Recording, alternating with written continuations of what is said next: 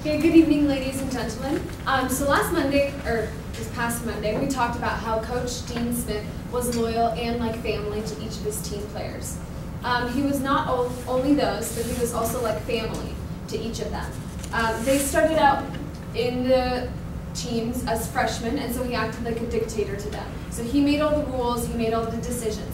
But as they became seniors, he involved them in more of his decisions, and they also could count on him as being a friend for the rest of their lives. Now Chris will talk about how leaders should accept people for who they are. Thank you, Alvina. And accepting people as for how they are. I'm sure at one time or another we've all had a friend that we wanted to choke out at one point, but hopefully we didn't. Similar situation was with Dean Smith and Larry Brown. Brown coached the Kansas City Jayhawks, and they were trying to recruit Danny Manning.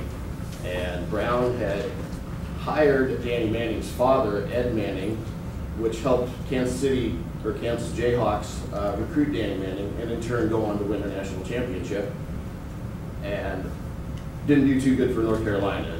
Many people think that that caused a lot of losses to happen for them, and they still, to this day, as far as I understand, hold Larry Brown responsible. In referring to Larry Brown, Dean Smith never once mentioned this incident. And a national championship was won by North Carolina over Georgetown, I believe it was, and Dean Smith's first reaction was to run across the court and find his good friend John Thompson to make sure that John was doing all right before he celebrated his victory. So being a friend was more important than winning.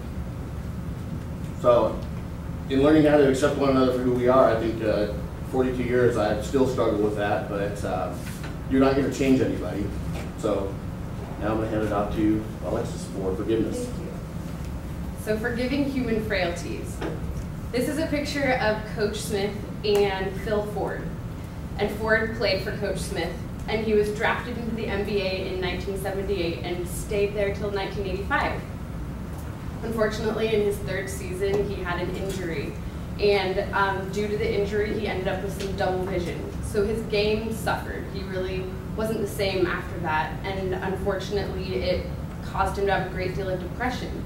And to deal with that depression, he drank alcohol and eventually became a full-blown alcoholic. It was the darkest moment in Ford's life, and it also was a great moment because he really discovered how Coach Smith is truly his friend. It was Coach Smith who contacted rehab centers all over the country on behalf of Ford and found what he thought was a perfect fit for him, and Ford went, and he began his road to recovery. Once his life was back on track, he ended up going back to UNC and working with Coach Smith as an assistant coach. Coach Smith helped Ford in this situation because that's how friends act. They forgive human frailties. American publisher Elbert Hubbard said, "To escape criticism, do nothing, say nothing, be nothing." Whenever Coach Smith was asked something about, or to comment about a former player's behavior, he never threw stones. He was always empathetic, and he was quick to defend them, always. He created the regenerating environment where risk was low and trust was high. So the teammates felt like they could talk to him about anything and they would never judge him. Phil Ford at Coach Smith's memorial stood up and said that if there's a model of how we should live our lives, we need look no further than Coach's life. And now Stephanie will tell you about desiring the success for each individual. Thank you, Alexis. So, desiring, what does this mean? Coach Dean really, truly embodied this characteristic of a great leader by desiring the success of each individual team member, even at the cost of the team's success. An example from the reading was that when King Rice, a senior starter, he had an altercation at school which caused him to have some legal troubles. Instead of kicking him out of the game, Coach decided to start him, even though they lost the game due to stress, due to all the booing. King Rice was not able to play his best, but Coach kept him on the game, They lost the game against Maryland. And afterwards, when team members went into the coach's office and said, hey, Coach Smith, why did you let him play? He was not playing well. His mind was on the game. Coach Smith, he actually responded by saying, frankly, King's self-esteem at this point is far more important to me than whether we win a basketball game. So this, Coach Dean Smith really set the example of what is to be a great leader, a level 5 leader. One of the characteristics that we learned from Good to Great reading is that a leader has to have personal humility. And to quote the reading, it says, someone with personal humility, this kind of leader channels a mission into the company, or AKA the team players, which was in this case, not the self, to set up successors for even greater success in the next generation. So indeed, Dean Smith really left great successors for the next generation. Some of them include Donnie Walsh, who went on to be the president of NBA's Indiana Pacers, Larry Brown, coach of NBA's Philadelphia 76ers, as well as Michael Jordan, who many consider to be the greatest basketball player of all time, just to name a few. Another example that we see in history of what it really means to be this kind of leader who really wants to promote the advancement of his team members would be the inventor of Ford vehicles. So Henry Ford was really revolutionized the organizational structure of the business during the 1940s when he doubled the salary of his mechanics, of everybody, basically all the employers, his best workers. He really wanted to keep them there, and he wanted to lower the cost of rehiring, retraining new people because of the high turnover that was occurring during this time. So really, the move really proved to be very successful for his company. He was able to acquire the best mechanics in the area, the best builders, manufacturers to come on board and want to really stay and work for him.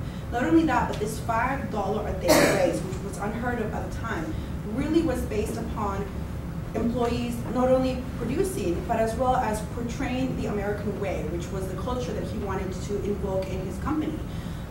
What he did was he set up this type of socialization organization by sending people to employees' homes to make sure that they were avoiding things like gambling, drinking, and things that he considered to be un-American. So not only did he really want them to have economic stability, he also wanted them to be people of ethical, moral character. So in this sense, he really wanted his employees to advance.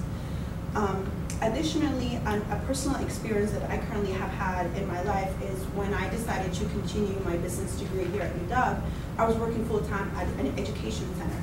And it just got to be too much of a workload, and I went up to my boss and I said, I either quit here, focus on school, or you take me to part-time, or we have to work something out. And she said, I really want you to finish your bachelor's degree. Not only that, I want you to go for your master's. So I'm gonna give you a raise. We're gonna change your schedule. We're gonna structure it every single quarter because I really want you here. I've been working there for less than a year, and just to have someone believe in me so much means it really, really inspires me to go to work and do my best, to come to school and get good grades, to make it worth her while, worth my while, and worth her investment in me, which is her believing in me. So now I would like to turn it over to Andrew, who is going to talk about how leaders allow people to come to get close. Thank you. So everyone should try to encompass allowing people to get close, but we see it especially in great leaders. This is because when you get close to people, you increase the trust that they have in you, increase the chance that they'll be open with you. Sometimes as leaders, you're only looking at the bigger picture. Sometimes it's harder to look at things going on the ground level, but that's what followers can help you with. And if you have a close bond with them, they're more likely to help you and inform you on things that you could do better. This also ties in with the Joe Harry concept that we discussed on Monday.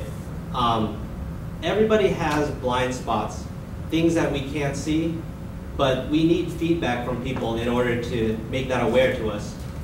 By having a close bond with the people that are our followers, it allows us to get that revealed. But we'll also take their feedback more willingly if we have a bond with them. And that's a two-way street as well. If we have a close bond with someone, if we make suggestions to them, because as a leader, you want everyone working with you to be just as strong, then they'll accept your feedback positively. Thank you, Andrew. So to recap, accepting people for who they are, forgiving human frailties, desiring success for each individual, and allowing people to get close can give each person the opportunity to become a leader and a friend. Thank you.